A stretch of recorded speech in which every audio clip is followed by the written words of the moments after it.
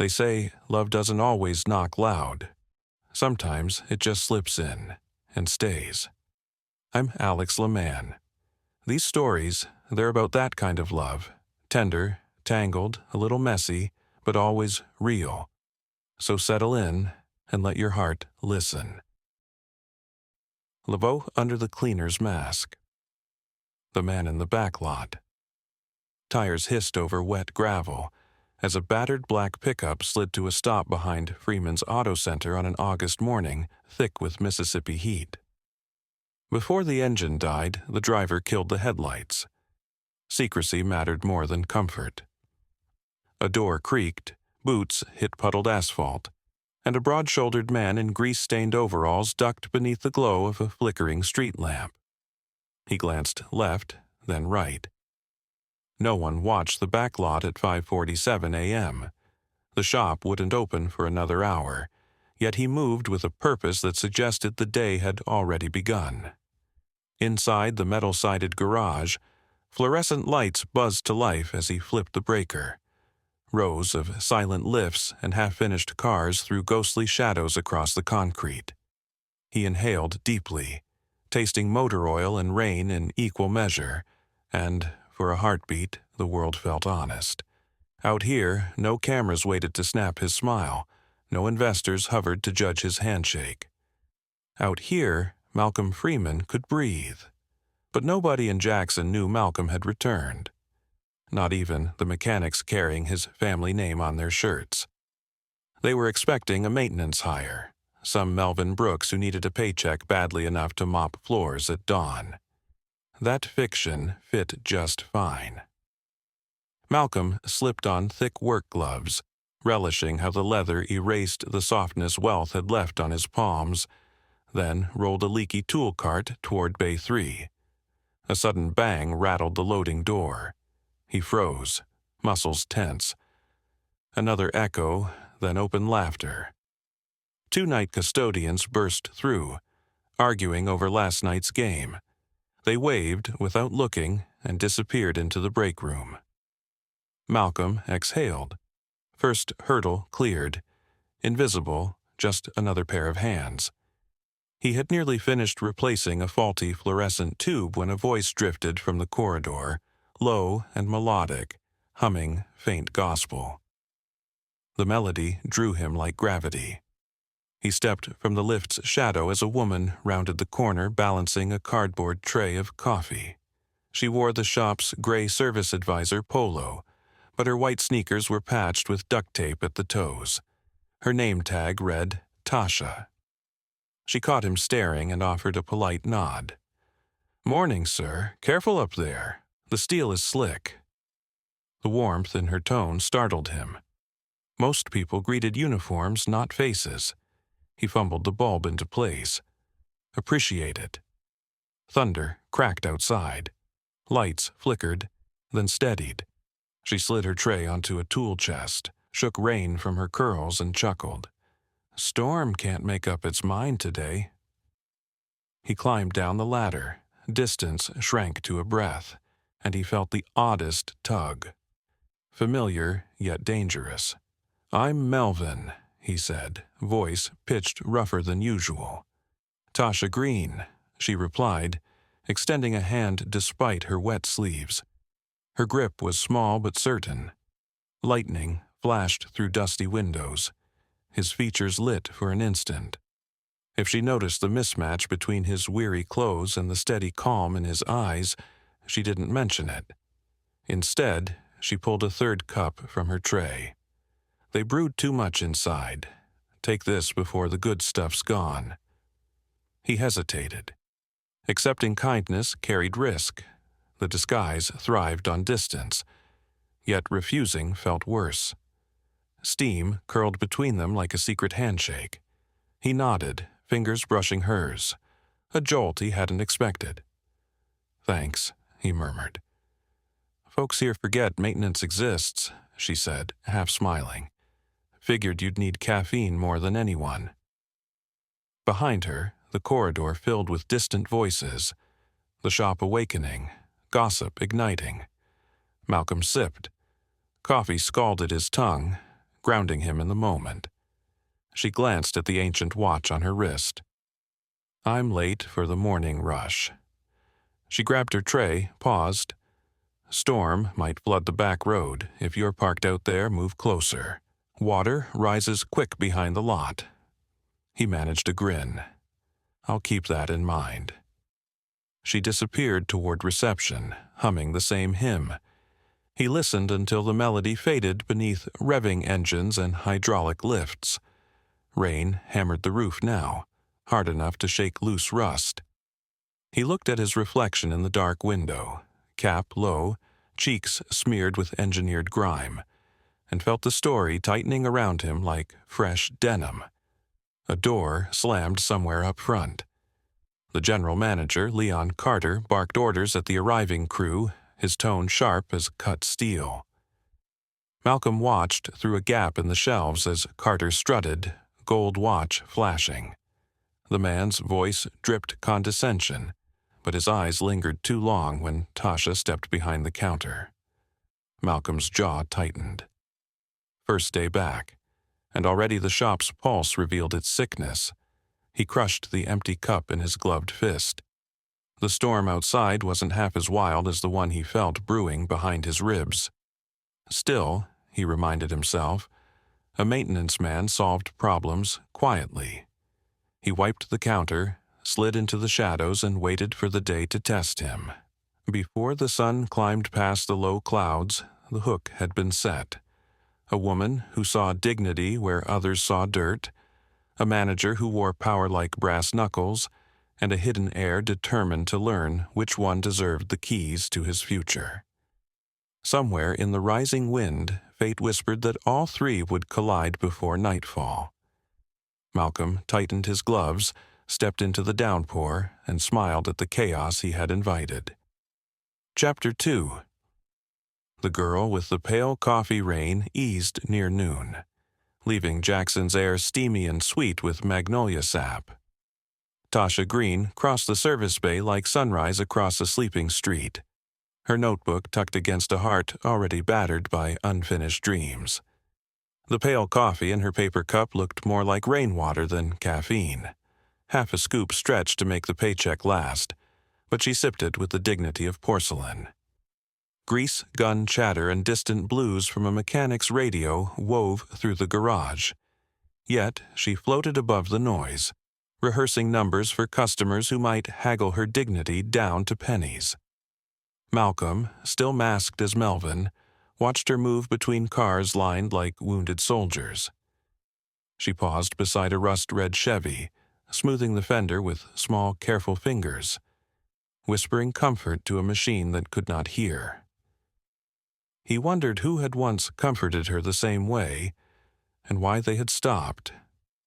In the break room's humming silence, she pulled 2 boiled eggs and a slice of white bread from a plastic bag. When 18-year-old intern Ronnie trudged in, empty-handed and wet-eyed, she split the bread and offered half. He tried to refuse, embarrassed, but hunger overruled pride. Malcolm, mopping a corner no one cared about, noted how Tasha's shoulders stayed relaxed even as her own stomach growled loud enough to echo off the soda machine. A phone vibrated on the metal table. She glanced at the cracked screen, Mom's rehab clinic. Her breath snagged. She stepped outside, voice lowered, promising caretakers the payment already 3 weeks late. Her gaze drifted over the parking lot to a patch of storm-torn clouds, and Malcolm recognized the silent prayer stitched inside her sigh. When she returned, Carter cornered her near the parts counter, leaning close so his cologne swallowed the scent of motor oil. Malcolm strained to hear over the rumble of an idling truck. "You're wasted behind that desk," Carter murmured, sliding a business card bearing his personal number. "Meet me for dinner. I can change your life." Tasha's nostrils flared. "My life doesn't need the kind of change you're selling, sir." A crimson flush crept under Carter's trim beard. He pocketed the card like a knife returned to its sheath and walked off, muttering about ungrateful women. Malcolm's fist tightened around the mop handle. He reminded himself that a hidden air moved with patience, but patience suddenly tasted like rust. Thunder rolled again, though the sky was clearing. In the tremor, a hydraulic jack slipped in Bay 4. A sedan lurched, threatening to smash the kneeling mechanic beneath. Malcolm dropped the mop and lunged, bracing the frame long enough for the man to scramble free. A clap of wrenches and startled curses followed. Tasha arrived first, eyes wide. "You all right?" she asked the mechanic, then turned to Malcolm. Their gazes locked, breathless, electricity passing in the still-charged air. "You saved his life," she said. "Just did what anyone would," Malcolm replied, heartbeat hammering secrets against his ribs. "Not anyone," she whispered, hearing layers he hadn't meant to reveal. She wanted to ask how a maintenance man possessed reflexes of a trained athlete, but Carter's shout broke the moment. "Green, customer at the desk, move!" She hurried off, but something invisible tethered them. Malcolm felt it tug as clearly as his own pulse. Evening bled purple over the Mississippi Delta when the last customer left. In the hush, Tasha lingered at her station, counting receipts she knew would vanish into rent, clinic bills, and a boy's growing appetite. Out of nowhere, a dime fell from the cash drawer, rolled in a slow spiral, and stopped at her foot. Heads up, Liberty gleaming. A tiny blessing in tarnished brass. She pocketed the dime, whispering, "Thank you," to a ceiling smelling of exhaust and hope. Across the showroom glass, Malcolm watched her silhouette in the fluorescent glow, white sneakers reflecting neon like tiny moons. He understood then that the test was no longer about whether someone would love him without fortune. It was whether he could deserve a woman who poured faith into watered-down coffee and still tasted grace. As lights clicked off one by one, cicadas shrilled in the darkening oak trees. Tasha stepped into the humid night, unaware of the silent guardian who trailed her at a respectful distance, matching her weary stride down Union Street. In the hush between distant gunshots of fireworks from the riverfront and the soft hum of porch fans, both hearts composed secret vows. Hers to survive another day, his to never let her walk alone, though she still drank coffee far too pale for the storms ahead. Chapter 3.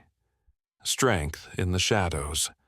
Summer dusk melted into night as Tasha left the shop, unaware of the silent pickup that rolled half a block behind her. Warm streetlights painted halos over puddles, cicadas hummed like distant organs, and Malcolm listened to his engine idle, keeping pace without drawing notice. He told himself he followed only to be sure she reached home safe. Yet his pulse raced with something less rational and far more dangerous. Union Street narrowed into a neighborhood of sagging porches and children's laughter echoing off cracked sidewalks. Tasha climbed the stairs of a weather-worn triplex and unlocked Unit B.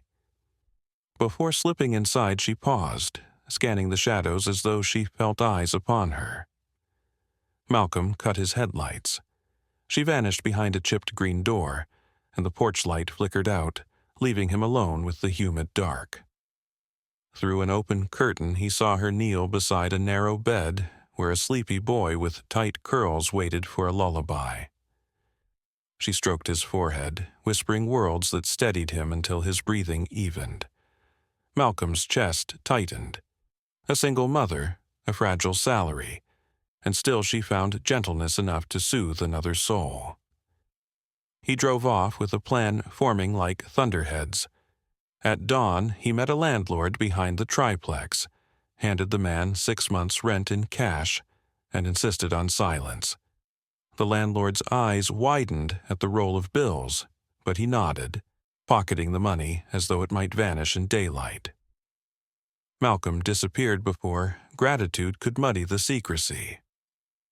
That same morning, Tasha opened her door to find the landlord waiting with a receipt.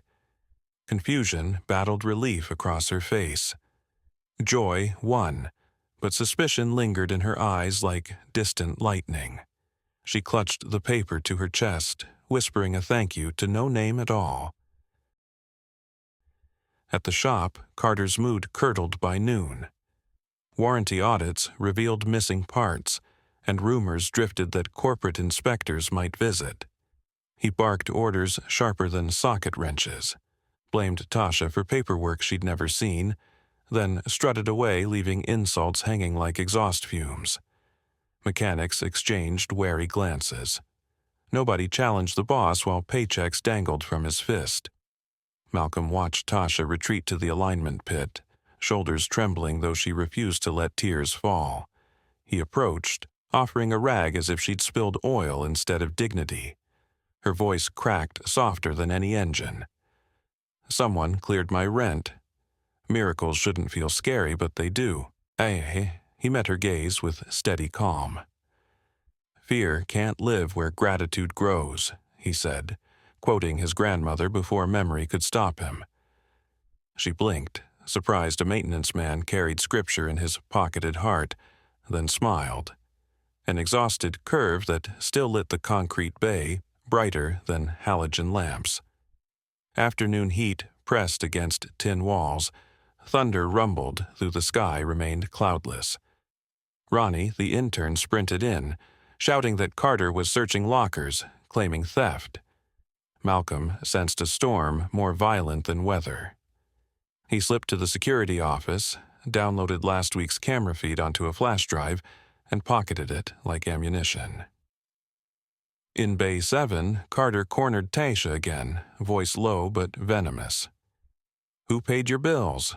One of your side friends? Tell me, maybe I'll match it." She straightened, anger sharpening her silhouette. "Kindness don't need a receipt," she answered, turning away. Carter grabbed her wrist. In that instant, Malcolm stepped from the shadows. His eyes, usually calm, blazed like welding arcs.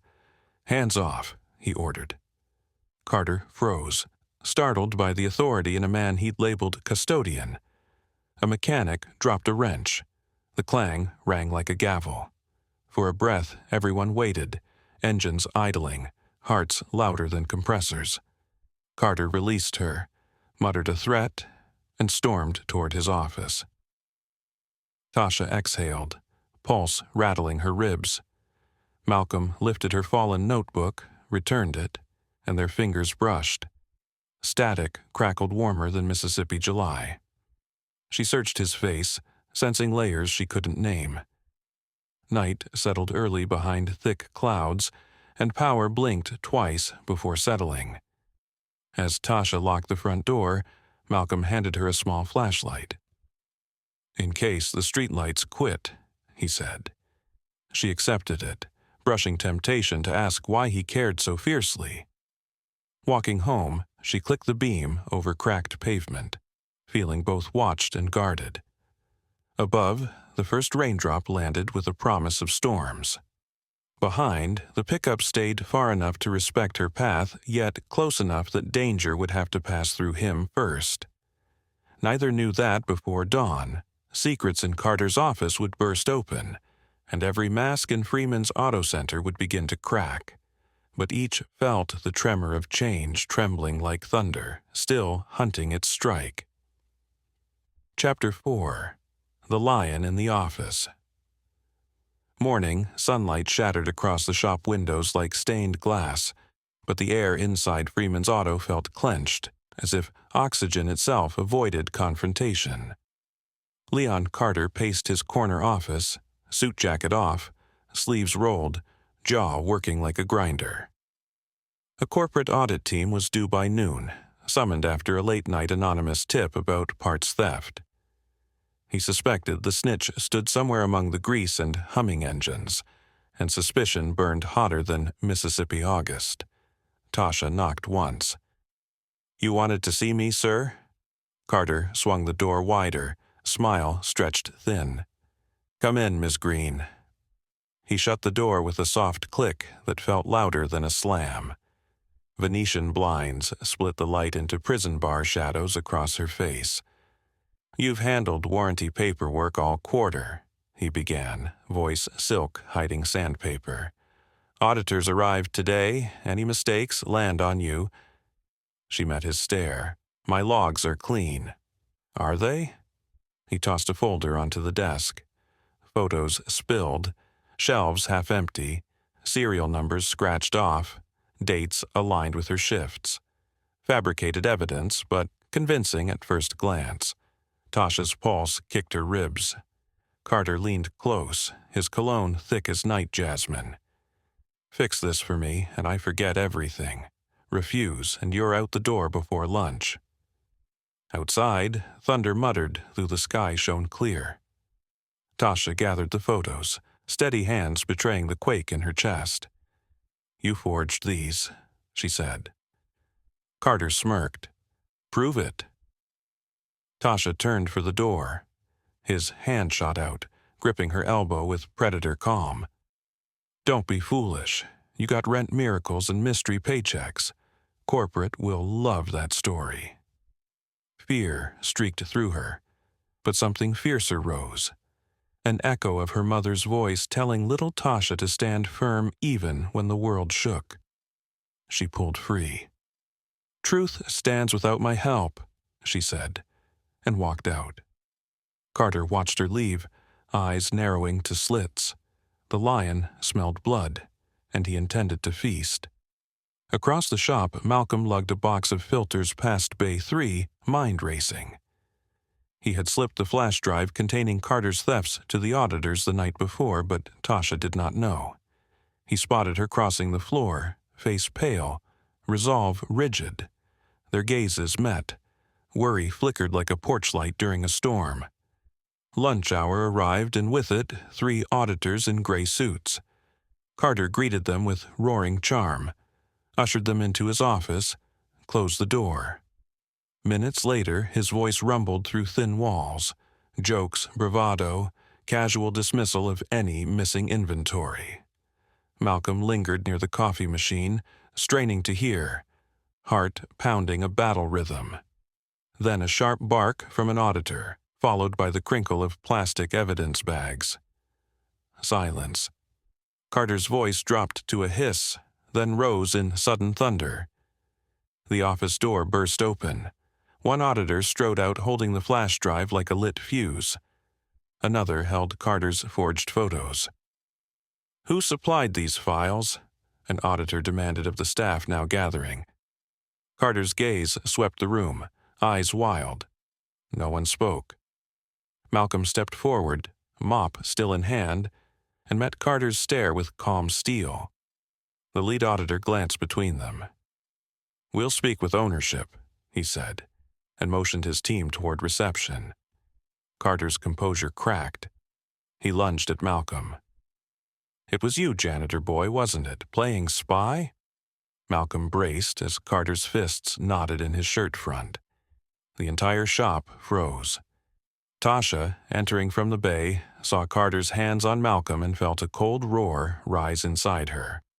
"Let him go," she said. Carter ignored her. Malcolm's cap fell. Sweat smeared the makeup, muting his features, revealing eyes too clear, cheekbones too refined. Gasps rippled. Carter loosened his grip, confusion warring with fury. "Who are you?" he growled. Before Malcolm could answer, the shop phone rang. Reception shouted, "Line for Mr. Carter, corporate headquarters." Carter stumbled to the desk, snatched the receiver. Silence stretched, his face drained of color. "Yes, sir. Understood." He hung up, swayed, and looked at Malcolm with dawning horror. Malcolm lifted the fallen cap, dusted it. "Your reign ends today," he said softly. Security staff from corporate arrived minutes later, escorting Carter through a gauntlet of staring employees. Tasha watched, heart hammering, realizing the lion had walked into a hunter's trap. When quiet returned, she approached Malcolm. You knew this would happen, she whispered. He met her eyes, secret aftershocks visible behind his calm. I couldn't let him destroy what my father built, or hurt you. Her breath stalled. Your father? Before he could explain, a supervisor called them for an emergency staff meeting. He gently touched her arm. After this, we'll talk. There's truth I owe you. She nodded, emotions colliding, relief, awe, a budding fear of what his truth might cost her heart. Outside, clouds finally gathered, and the first heavy drops drummed the roof like distant applause, marking the end of one storm and the promise of another still to come. Chapter 5. The unmasking rain rattled the tin roof like 1,000 nervous fingers while every employee crammed into Bay 1, engines silenced, hearts louder than impact wrenches. Fluorescent lights flickered in the storm-dimmed afternoon. Shadows leapt across grimy concrete as rumor swirled thicker than exhaust. At the front stood Malcolm in his stained overalls, cap gone, face scrubbed clean of false grime. Tasha watched from the second row, pulse matching each patter of rain. The regional HR director cleared her throat. Staff, may I present Mr. Malcolm Freeman, co-owner of this company? Gasps rippled. Someone dropped a ratchet. A mechanic whispered, thought he was the janitor. Another muttered a curse of admiration. Malcolm's gaze swept the room, steady yet humbly shy, as though the truth embarrassed him more than applause could soothe.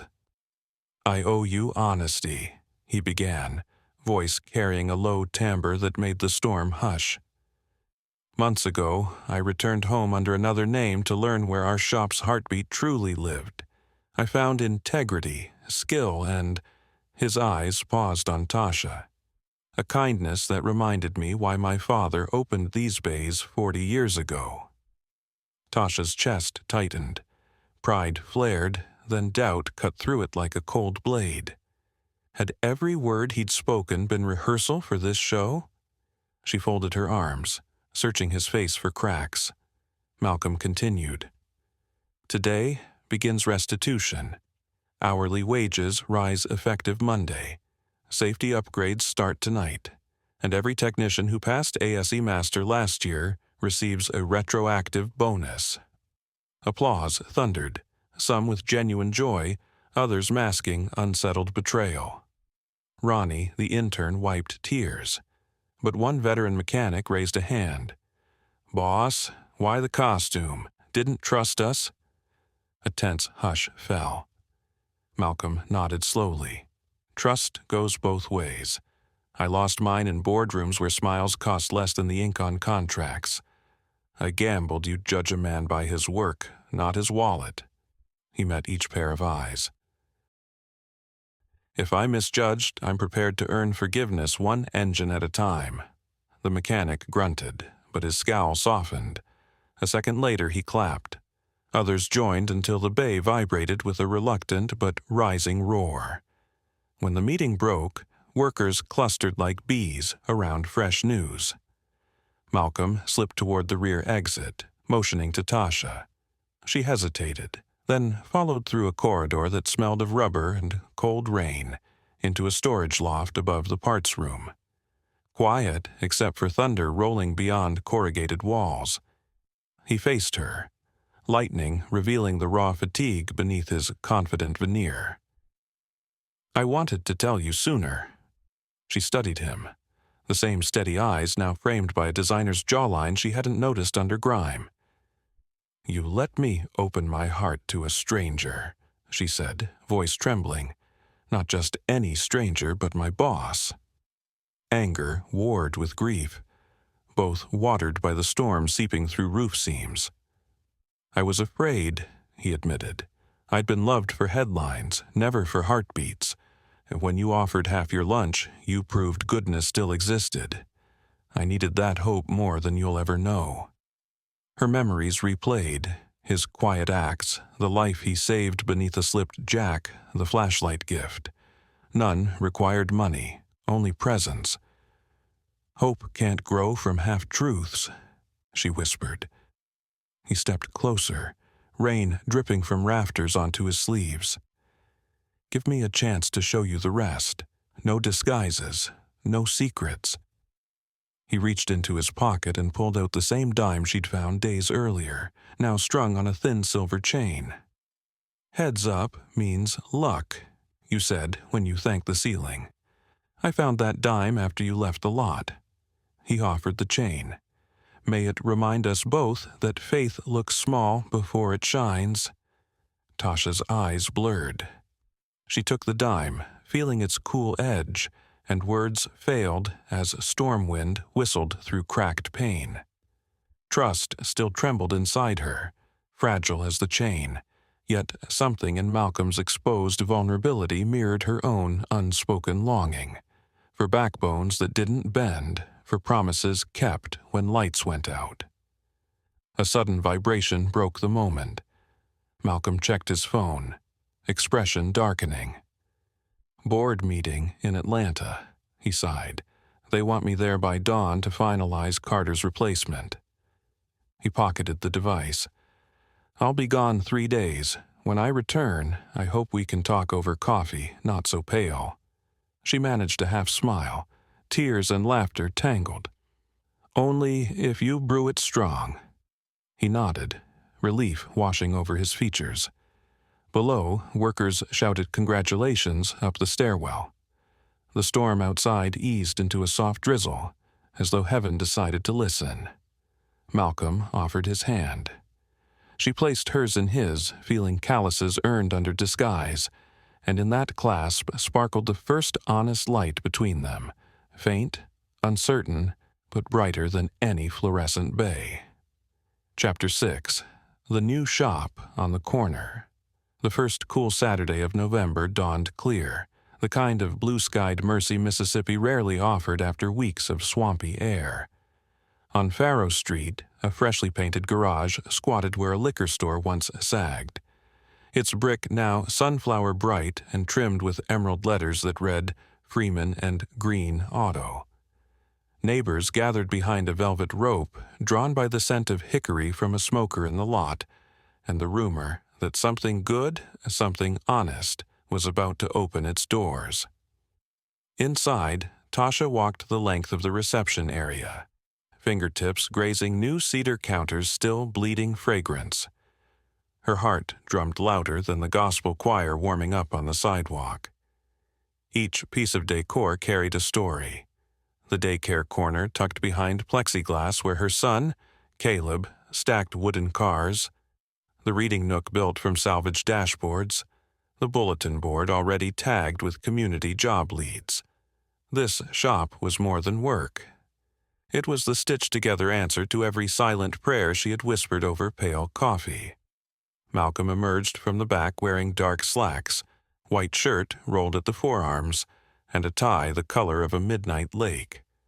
He checked torque wrenches arrayed like silver soldiers, pretending calm, yet his eyes sought Tasha's as though she were a compass he could not navigate without. She met his gaze, warmth blooming in her chest, but nerves flickered too. Since Atlanta he had traveled often, fighting bored pushback that said the shop would never profit in this zip code. Today was his proof or his failure, and her future tangled in both. 9 o'clock struck. The choir's final chord faded. Malcolm stepped outside, greeted by cheers and the click of local news cameras. A sudden wind gust lifted the ribbon, snapping crimson against the pole like a warning flag. The microphone on the makeshift podium squealed. He cleared his throat. "My father fixed cars to keep families moving forward," he said, voice carrying. "Today, we open these doors to keep that promise alive, for everyone." Applause swelled, but before he could cut the ribbon, a patrol cruiser rolled up, lights off, engine idling. An officer strode over, holding paperwork. "Complaint of zoning violation," he announced, eyeing the crowd. Malicious reports had flooded City Hall overnight, claims of chemical runoff, noise hazards, unpaid permits. Tasha's stomach dropped. Sabotage smelled of jealous competitors Carter once courted. Malcolm's jaw set. He asked the officer for 10 minutes. Turning, he signaled Ronnie, now full-time technician, who sprinted to fetch a waterproof binder. Malcolm presented stamped approvals, environmental clearances, tax receipts. The officer scanned the pages, nodded once, and walked back to the cruiser. The crowd exhaled in one relieved breath. A boy shouted, "Amen." Tasha felt tears sting, not from fear, but fierce pride. Malcolm caught her eyes again, as if saying storms would always come but roofs could be built stronger. He lifted the shears. Caleb wriggled free from daycare, dashing forward to hold the other handle. Together they snipped, ribbon fluttering to the pavement. Music erupted, horns, tambourines, the bass line of triumph. Customers poured in. Elders admired wheelchair ramps glistening with fresh anti-slip grit. Single moms scheduled oil changes during story hour. A retired bus driver asked if he could host chess lessons in the lobby on Thursdays. Malcolm told him Thursdays were theirs. Near noon, a blackout struck 3 surrounding blocks, a transformer blown by over-eager heaters. Streetlights winked out, yet the shop's LED panels glowed on, solar roof panels Malcolm installed against advice now feeding stored power back into the grid. People inside clapped as lights on Faro Street flickered to life one by one, radiating outward from the shop like ripples on dark water. News crews captured the moment. Social media lit with praise, before the utility company even sent a text alert. When the crowd thinned, Malcolm found Tasha leaning against the charger kiosk, dime necklace catching late sun. He handed her a mug of dark roast brewed in the break room. No milk, no sugar. Strong, like you asked. They clinked mugs. She sipped, eyes soft. "We built something real, Malcolm." He nodded toward the open bay where Caleb pressed a greasy palm onto a wall mural, leaving a tiny handprint among dozens invited to mark the day. "Something real and growing," he said. Wind slipped through the door, carrying the smell of hickory, rubber, and early winter rain waiting just beyond the horizon. Tasha set her cup down, took Malcolm's hand, and led him to the sidewalk. Cars rolled past, horns giving congratulatory taps. She rested her head on his shoulder. "What now?" she asked. "Now," he answered. "We keep the lights on for whoever's walking in the dark."